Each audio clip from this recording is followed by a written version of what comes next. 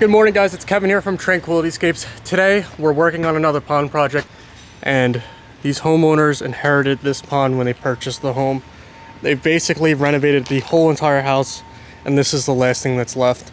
As you can see, this pond was constructed probably years ago. The waterfall's mortared together. There is no filter up there, actually. It is just a little pipe that comes out that starts the waterfall. Because it is mortared together and it's failing, the liner is very old and brittle. The skimmer has failed. As you can see right down there, the pond stays right below the skimmer. The hardware in the skimmer is completely gone. And they have a couple of koi and goldfish in here. The only thing is the pond's only 18 inches deep and it's aesthetically not up to par with this beautiful home. We're going to be fixing this pond up for them. We're going to actually be enlarging it just a little bit, coming up to the patio, removing all this river rock around the pond, doing a new skimmer, actually adding filtration to this pond, as well as reworking in some of these boulders. These are some large boulders for just an 8x11 pond that we're going to be building, but at the same time, they're beautiful looking rocks, so we're going to repurpose them. It makes no sense to get rid of them.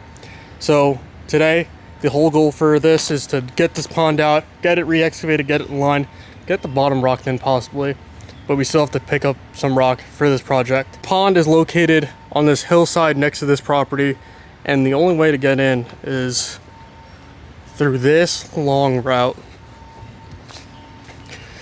Normally we would lay plywood. We laid plywood in the front yard, but this is just such a long run. There's no way we're laying plywood across a couple hundred feet of lawn. So unfortunately, this means this lawn might get a little ruined, especially now that it's rained for the past few days.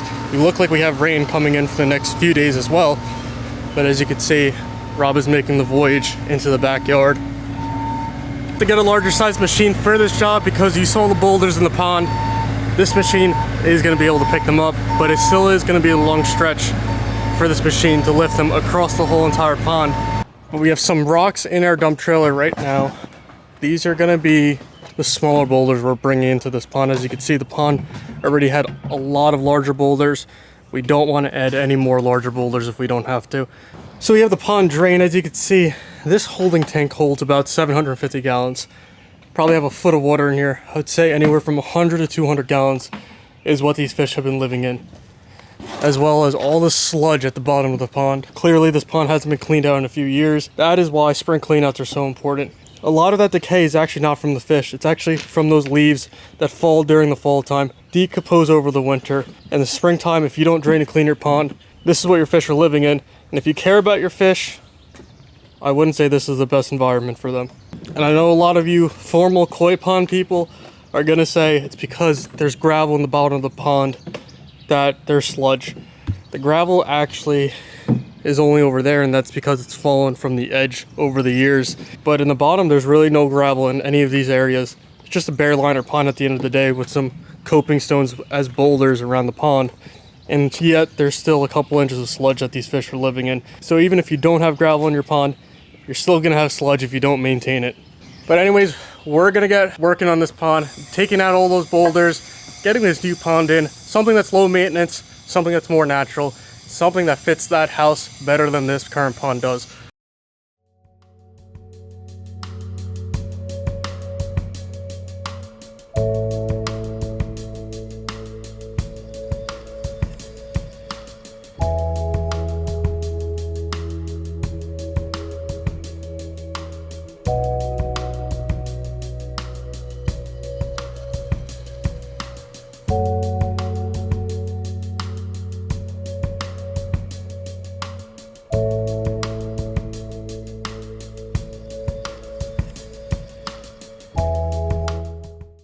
Alright, so this is day 3 of building this 8x11 pond with some big boulders, and today we get to wrap up the pond basically and start working on the fun part, which is the waterfalls. So right now we have the pond mostly rocked in. Right now I'm getting the skimmer installed, and Rob is going to be working on setting up some lights. So if you get lights installed by us, they go into irrigation pipe, so the swing pipe right over here, and we make some cups, and these all go into irrigation boxes, so if the light ever goes bad, it's an easy swap, especially when you're working with boulders like this. There's no way you're moving any of these boulders by hand. And if you have to replace a light and move a boulder, there's no way it's happening. So if they're in cups, conduit, and irrigation boxes, it's an easy fix. And then in the end, it's cheaper maintenance. Right over here, this rock wall is going to get tidied up with some smaller boulders to accentuate this cove. Then we have this cantilevered stone right over here. This is going to be a super awesome interactive area where the kids can kind of just walk up and step onto this and overhang into the pond. Right now we're not too happy with the location of it, so what we're going to do is actually move this rock a little more into the pond so we can accentuate this whole cove.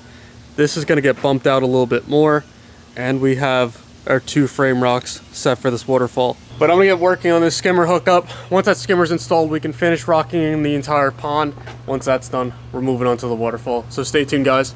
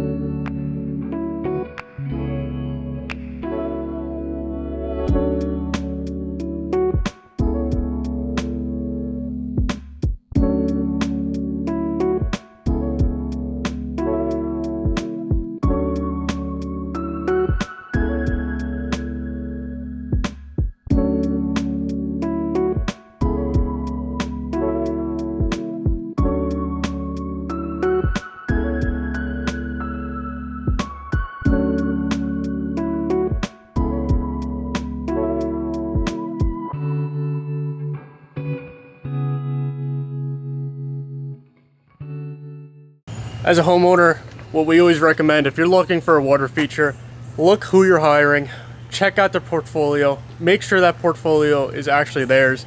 Everyone builds differently. You may love our style, you may hate it, but at the end of the day, every single builder has their own style. Just before you go price shopping with contractors to see which contractor gives you the best deal on a water feature, just make sure they're reputable, they stand behind their work, and make sure their work actually looks good. Like I said, this is all using the existing rock from this pond, but yet the pond is completely different. Everyone is going to use their rock differently. This rock, for example, was actually the weir stone for the drop into the pond. Now, it's an awesome cantilevered stone that overhangs the pond. I could just sit here in the pond on this rock. My legs would be in the water. But we also pulled the pond up closer to the patio. So when you're standing on the patio, you're gonna have the views of the waterfall. The fish are gonna come right up to you, as well as you have all your lighting and illumination facing away from you, so you're not getting blinded. The hardest part about this project right now is doing the waterfalls with this existing rock. We have 4 cascades with pooling areas in each one. We have 1 more cascade to do right up there, but we're working alongside stairs.